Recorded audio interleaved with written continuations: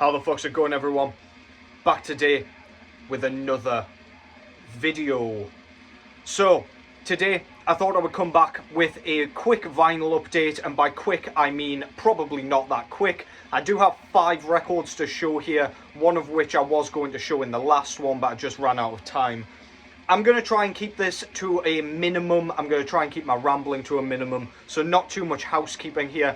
The cat is roaming about, so if you see something fly past the screen, don't be alarmed, you are not seeing things. She's just kind of marching around, causing mischief, clicking record spines, and being a general arsehole. So yeah, without further ado, what's going on in the background first of all?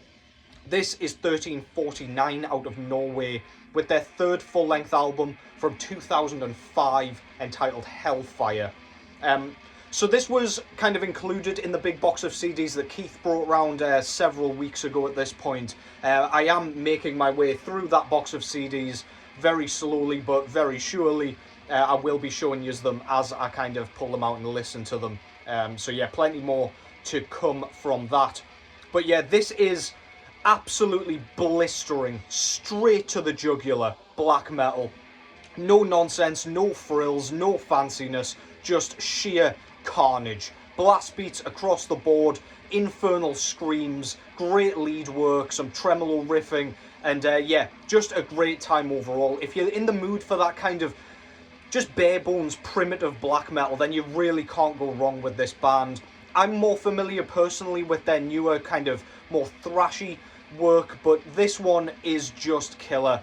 If this is anything to go by for their early stuff, I will dig it and I will pick it up. But yeah, hopefully you enjoy that one in the background as well. Really, really good stuff. 1349, Hellfire, to kick things off. And what a fitting title to kind of segue into this first record here. So this is Teitanblood, with their 4th, I believe, full-length album entitled From the Visceral Abyss. This was put out through Norma Evangelium Diaboli, or Diaboli, I'm not sure how you pronounce that. I'm sure it was perfect pronunciation though, knowing me. So yeah, this band's based out of Spain, and they play a seething, caustic sort of style of black and death metal. It does sort of creep over a little bit to that war metal realm in that it's just sheer carnage. Lots of different styles of blast beat used here. We have some slower, more kind of plodding blast beat styles, and then we've got those really relentless kind of, I don't know, like hail of bullets blast beats that just create sheer pandemonium in the soundscape. It like totally dominates everything you can hear. As they used on like previous releases, the lead work on here is very, very dissonant and discordant. Very little melody to speak of, aside from like a couple of passages where you're like, holy shit, that's not like them at all. The vocals are like mid to high register screams, nothing too kind of, I don't know, nothing too like different or unique going on vocally, but it just kind of serves as another instrument, in my opinion. Like it just kind of mixes in with that whole aura of Armageddon. It's just a great time overall. I do like how they use kind of more ambient sections, where they just give you a slight breather, and by the way, the breathers are rare, so buckle in for this one. But then it's that type of ambience where you're not sure when the carnage is going to kind of come back in. So it's a bit like a jump scare sort of approach, and I really, really dig that. You're kind of trying to guess, like trying to count the bars to see kind of when they're going to come back in and slit your goddamn throat. And it's just so much fun. It keeps you guessing, and it just keeps you hooked for the full runtime, despite it being completely inaccessible. This is not a starter band by any means, but yeah, this is one of my favourite bands in this sort of style, for sure. I didn't actually know this one was coming out, but yeah, when I saw this one up for pre-order, I jumped at the opportunity. So yeah, that's Teitanblood from the Visceral Abyss. I much prefer this one to the Baneful Choir, which had a few doomier moments, which I wasn't as fond of. But yeah, this goes back straight to the sheer chaos. Front cover there, for a start, I absolutely love their logo. Very recognisable and very unique. Love that, very jagged. And on the front we've got some sort of massive temple or mausoleum or something like that with like a ghoulish gathering in front of it down here. It looks like some sort of subterranean gathering, as though there's like some sort of sermon or something going on.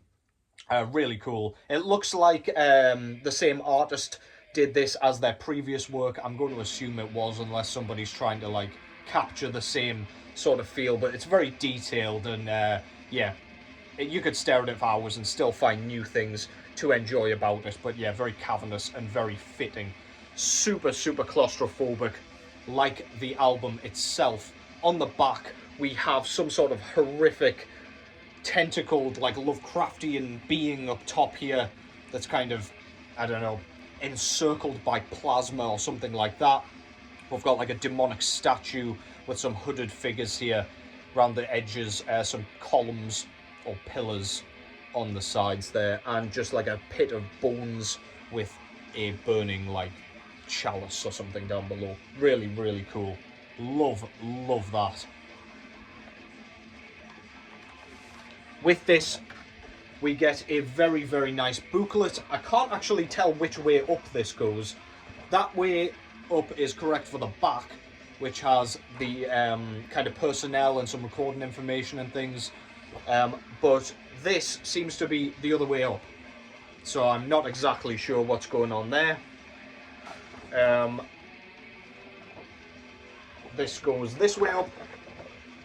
We've got like a huge, what looks like a catacomb or something, or the inside of that temple.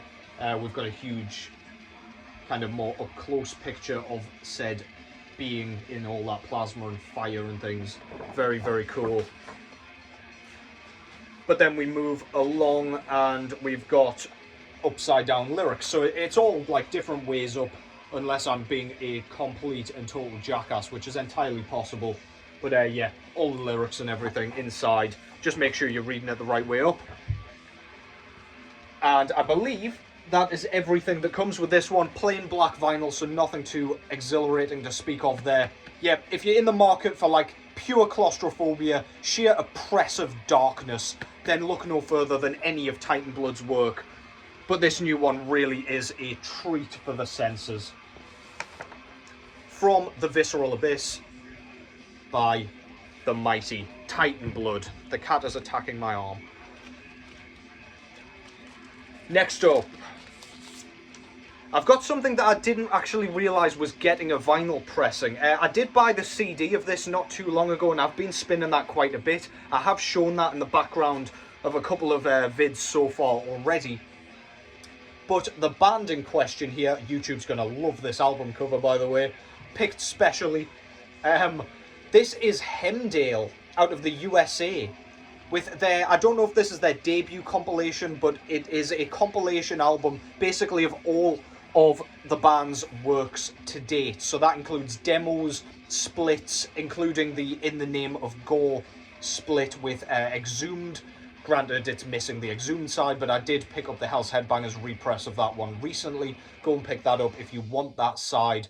But yeah, this is entitled Can You Smell the Stench? And this came out this year through Fuck Off and Die Records. This band is a gore grind band. Very traditional gore grind, I would say, at least instrumentally. Vocally, we've got some really high-pitched, like, snarls and, like, I don't know, he just sounds completely wretched.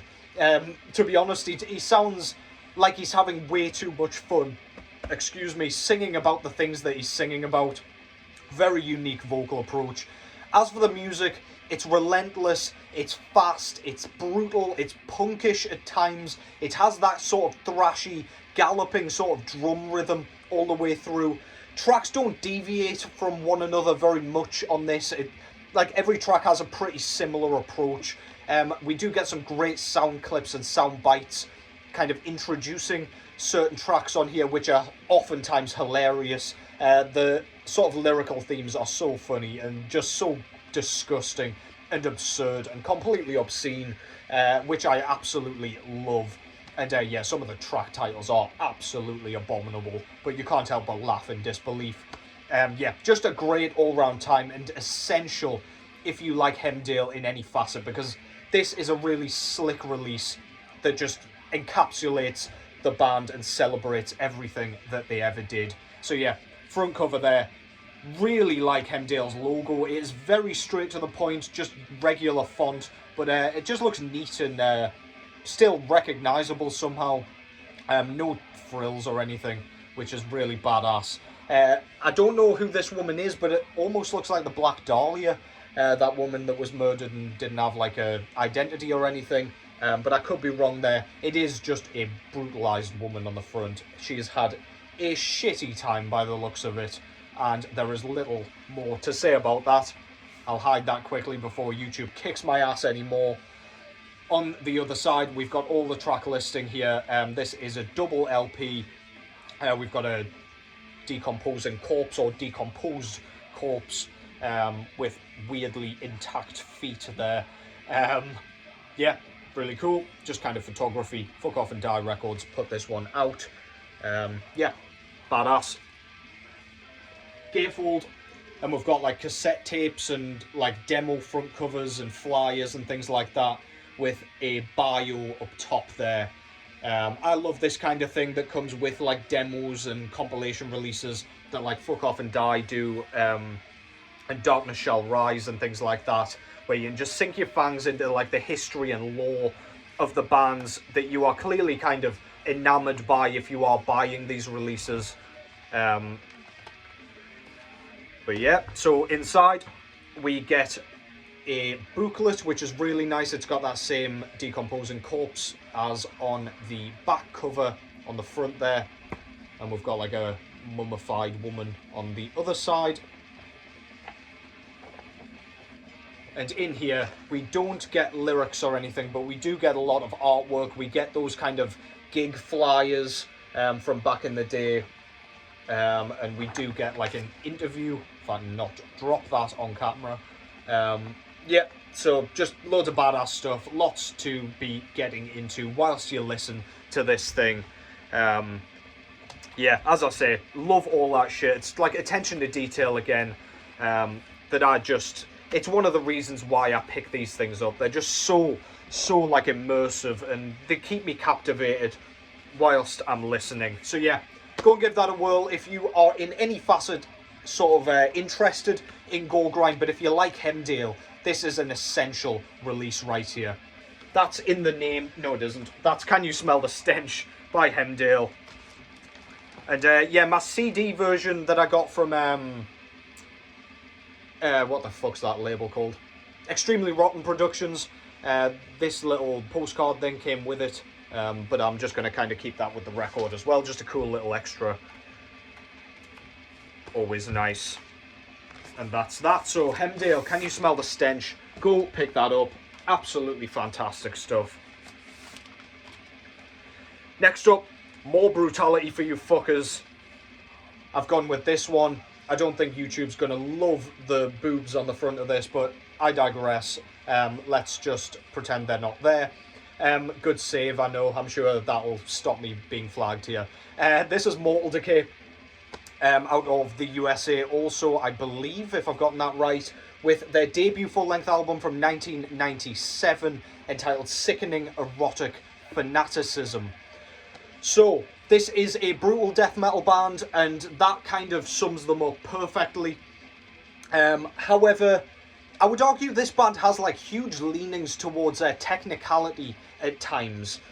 You will be listening to this thinking like, yeah, it's got all the tropes of brutal death metal, it's got those kind of low grunts and gurgles and belches and what have you, vocally. It's got the kind of, the super like detuned guitar, like rhythm guitar tone. But then it's got lots of like really intricate lead work going on.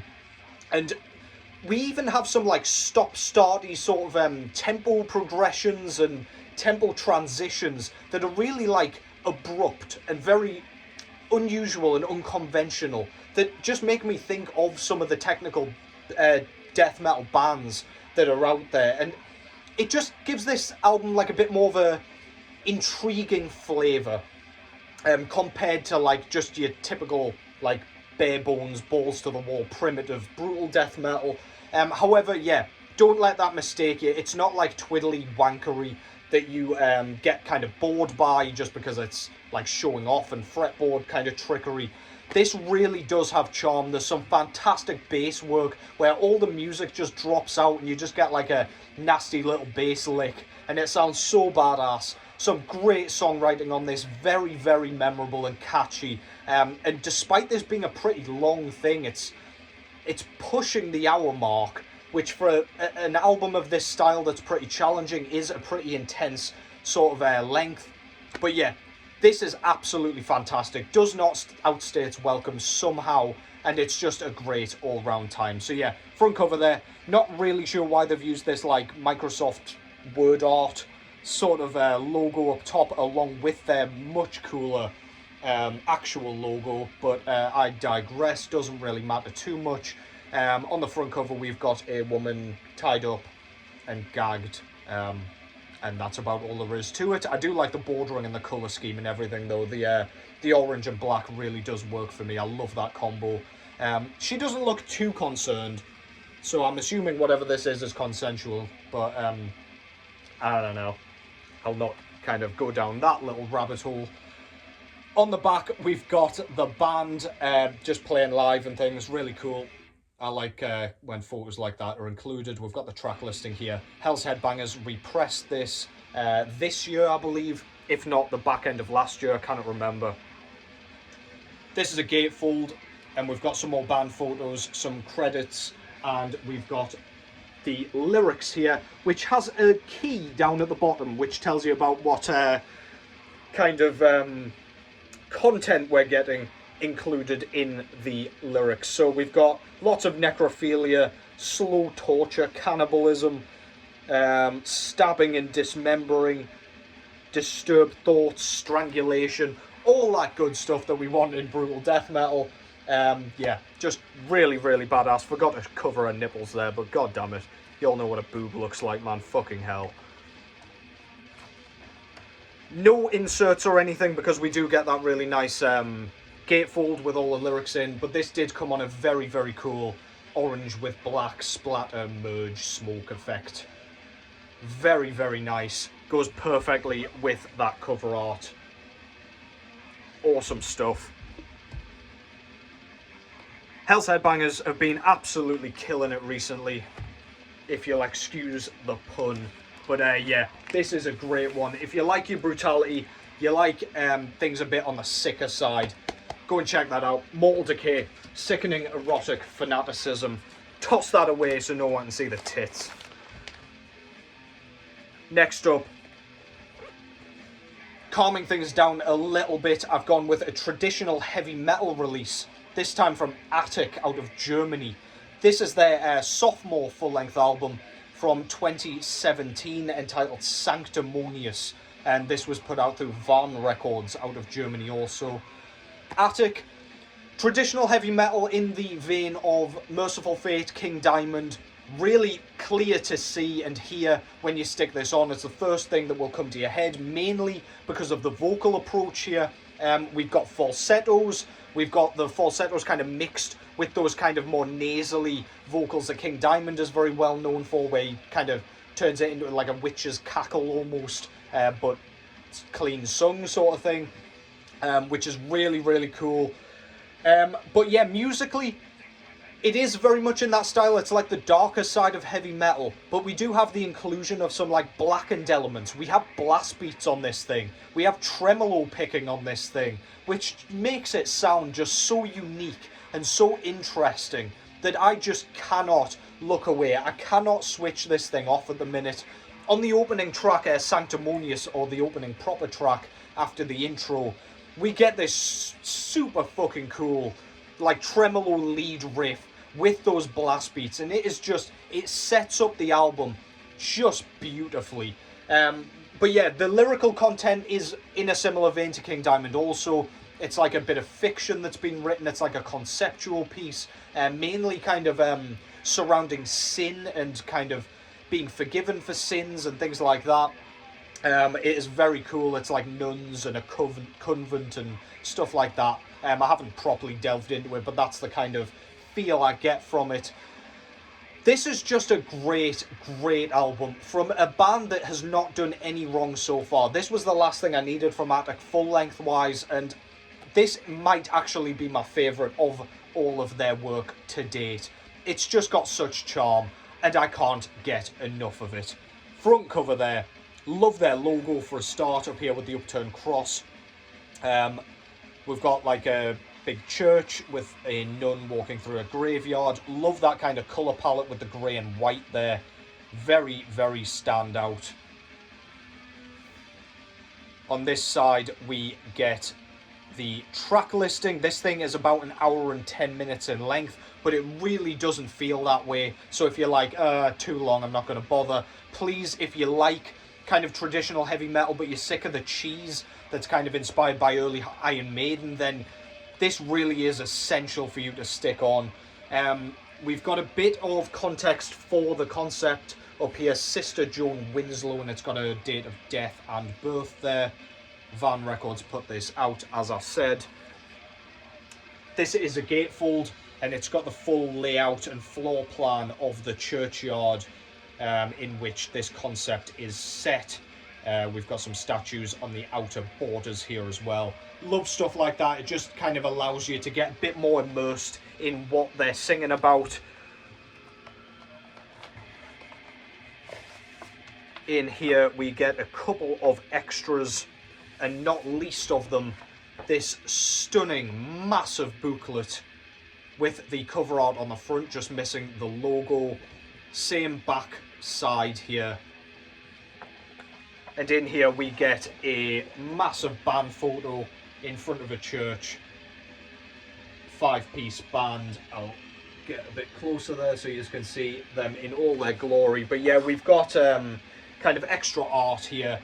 All the lyrics and everything. I'll not go through this full thing because I highly recommend you go and give this a read when you pick up the record itself. I don't actually think this is in press anymore. Actually, I was quite surprised to see Hell's Headbangers stocking this because I thought it was completely out of stock. But yeah, I got lucky there. But I'm sure it'll be floating around somewhere. We got a poster here with the album cover and the logo. And it is a double-sided poster, so we get that band photo with the logo as well. That was inside that booklet I just showed. This does indeed come on coloured vinyl, and I got this kind of grey with black splatter, black smoke effect vinyl that goes beautifully yet again with that cover art. So yeah, if you're still not on the Attic hype train, I would jump aboard ASAP if you indeed enjoy any of that sort of heavy metal stuff.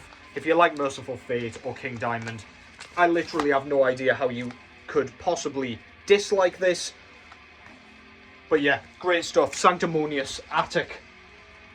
And finally, one last one to show you here. I will not talk too much about this one, but I've gone with this one. This is the new album from the band Drudkh. I have no idea if I've ever pronounced that correctly, but I'm going with it anyway. Out of Ukraine.